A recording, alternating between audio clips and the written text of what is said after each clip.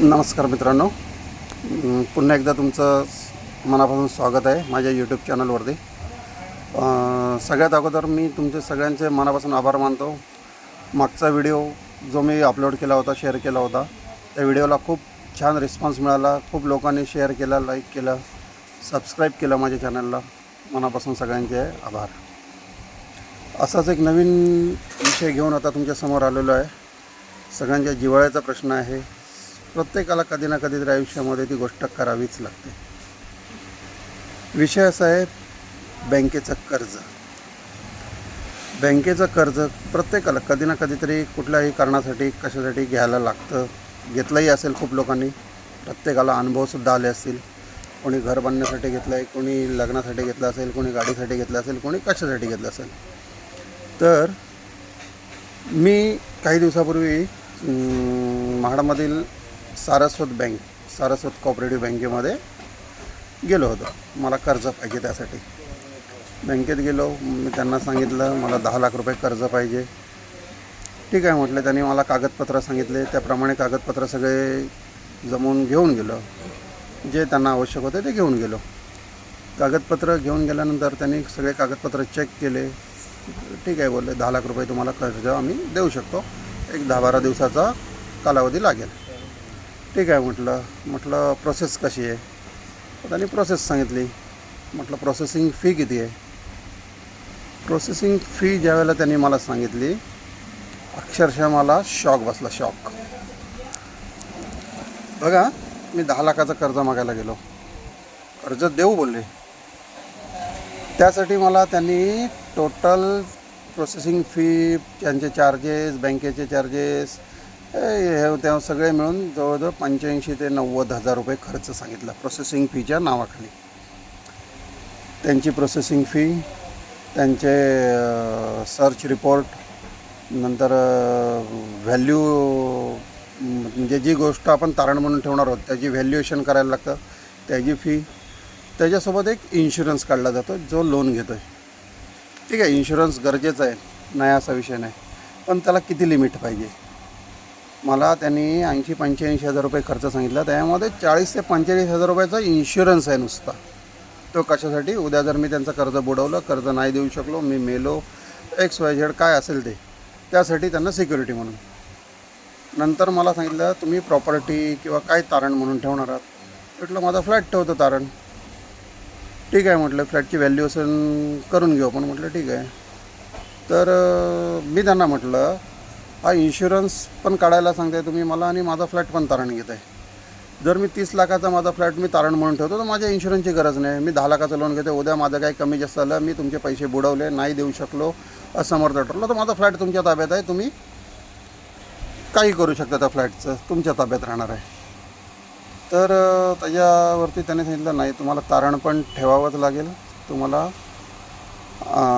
Insurance पण काढावं लागेल, आमची प्रोसेसच आहे तशी। त्याप्रमाणे म्हटलं ठीक आहे। साधारण हिशोब केला, 85-90,000 रुपये जर 10 लाखाच्या कर्जासाठी मला प्रोसेसिंग फी म्हणून भरायची असेल, किंवा एकंदर सगळे चार्जेस म्हणून मला भरायचे असतील, तर मला ते लोन केवढं पडेल। म्हणजे मी 10 लाखाचं लोन घेतो आहे, त्यातलं 1 लाख रुपये ह्याच्यामध्ये गेले, म्हणजे मला ॲक्च्युली हातामध्ये माझ्या 9 लाख रुपये येणार। आणि मी व्याज, त्या कर्जाचा हप्ता हा पूर्णपणे 10 लाखासाठी भरणार आहे।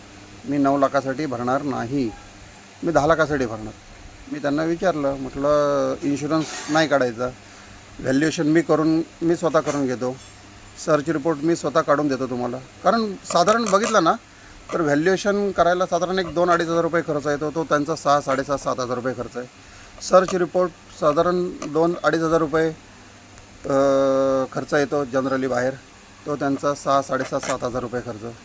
ज्या प्रॉपर्टीचा इन्शुरन्स, म्हणजे तारण म्हणून माझा फ्लॅट देणार आहे, त्या फ्लॅटचा इन्शुरन्स काढायचा असेल तर मला साधारण एक 8-10 हजार रुपये मला खर्च आहे। बाहेर कुठल्याही कंपनीचा एक 8-10 हजारामध्ये मला इन्शुरन्स काढून मिळतो। तोच इन्शुरन्स त्यांच्याकडे 40,000 ते 45,000 रुपयाला इन्शुरन्स आहे, आणि तो घ्यायला लागणार त्यांच्याकडेच। मला सांगा, सर्वसाधारण लोक ज्यावेळेला कर्ज घ्यायला जातात त्यावेळेला त्यांची परिस्थिती काय असते। असताना पैशाची गरज असते, कशासाठी, घर बांधायचं आहे, गाडी घ्यायचं आहे, व्यवसाय करायचा आहे, काही असेल, त्यासाठी त्यांना पैशाची गरज आहे ना। म्हणून तर ते जातात. आणि जर तुम्ही 10 लाख रुपये लोन देत आहे तर 1 लाख रुपये त्याच्यातले 80,000 90,000 रुपये जर मला प्रोसेसिंग फी आणि इतर खर्च याच्या नावाखाली जर मला लोनमधून कट होणार असेल तर त्या मला लोनचा उपयोग काय होणार आहे सांगा. आणि त्या 10 लाखाचं मला व्याज भरायचं आहे, त्या 10 लाखावरती मला हप्ता भरायचा आहे. आज असे अनुभव बऱ्याचशा लोकांना बऱ्याच वेळा बऱ्याच बँकांमध्ये येतो. थोडाफार इकडं तिकडे होतं. कुठल्या बँकेत 40,000 रुपये, कुठल्या बँकेत 60,000 रुपये, कुठल्या बँकेत 20,000 रुपये प्रोसेसिंग, म्हणजे सगळे खर्च. पण मला सारस्वत बँकेत सांगितलं ज्यावेळेला, साधारण एक अंदाजे त्यांनी पण सांगितलं, परफेक्ट नाही पण साधारण सांगितलं 80 ते 85,000 रुपये सगळा मिळून खर्च येईल. हां, त्यामध्ये बॉन्ड्स असतात, त्या बॉन्डचे पण पैसे आहेत. तर मला एक गोष्ट सांगा, आज आपल्या देशाचे सन्माननीय पंतप्रधान नरेंद्रजी मोदी साहेब वारंवार आवाहन करतात, तुम्ही स्टार्टअप करा, तुम्ही नवीन नवीन व्यवसायाकडे वळा. बेरोजगार कमी व्हायचा असेल तर तरुणांनी पुढं आलं पाहिजे, व्यवसाय केले पाहिजेत. त्यांनी त्याप्रकारे बँकांना सूचना पण केलेल्या आहेत. माझ्या माहितीप्रमाणे खूप चांगल्या चांगल्या योजना त्यांनी आज लोकांसाठी आणलेल्या आहेत, जनतेसाठी आणलेल्या आहेत सरकारमधून, सरकारच्या माध्यमातून. परंतु सर्वसाधारण व्यक्ती ज्यावेळेला बँकेमध्ये जाते त्यावेळेला त्या बँकेकडून त्या ग्राहकाला, त्या माणसाला ज्याला पैशाची गरज आहे त्याला अक्षरशः वेडा केलं जातं. या एकतर कागदपत्र अवाच्या सवा जे म्हणजे सहजासहजी अवेलेबल होत नाहीत ते कागदपत्रसुद्धा मागतात. त्यानंतर त्याची प्रोसेसिंग फीच्या नावाखाली अक्षरशः लूटमार करतात बँका. मला सांगा, लाख रुपये, 80,000 रुपये, 90,000 रुपये जर प्रोसेसिंग फी आणि इतर चार्जेस जर भरले तर मला ते लोन 9 लाखावरती मी 10 लाखाचा हप्ता भरतो आहे. मी 9 लाखाचं लोन घेतो आणि 10 लाखाचा हप्ता भरतो आहे मी, असं होणार ना थोडक्यामध्ये. तर माझी विनंती आहे, हा व्हिडिओ जास्तीत जास्त शेअर करा. भारत सरकारपर्यंत हा व्हिडिओ पोचला पाहिजे, रिझर्व्ह बँकेपर्यंत पोचला पाहिजे, माननीय पंतप्रधान सर यांच्यापर्यंत हा व्हिडिओ पोचला पाहिजे. कारण अशा गोष्टीवरती कळत नाहीत, समजत नाहीत, सांगितल्या जात नाहीत.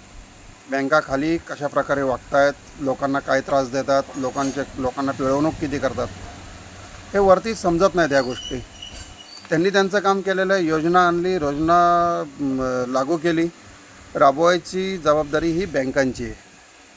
बँकांनी त्यांना, नवीन तरुणांना, नवीन उद्योजकांना, नवीन जे कर्ज मागणारे लोक असतील त्यांना सपोर्ट केला पाहिजे. त्यासाठी माझी विनंती आहे, कमीत कमी कागदपत्र, कमीत कमी प्रोसेसिंग फी हे आकारून तुम्ही लोकांना कर्ज दिली पाहिजेत. यासाठी रिझर्व्ह बँकेने सुद्धा हस्तक्षेप केला पाहिजे, बँकांवरती प्रेशर आणलं पाहिजे, बँकांना समज दिली पाहिजे. त्यामुळे प्रत्येकाला कधी ना कधीतरी असा अनुभव आलेला असतो. तुम्हालाही असा अनुभव आला असेल तर तुम्हीसुद्धा कमेंट करू शकता, मला सांगा, माझ्यापर्यंत पोचवा. मलाही वाचायला आवडतील तुमच्या कमेंट्स, तुमचे अनुभव. पुन्हा भेटू आपण नवीन व्हिडिओ, नवीन विषय घेऊन. तोपर्यंत सगळ्यांना राम राम.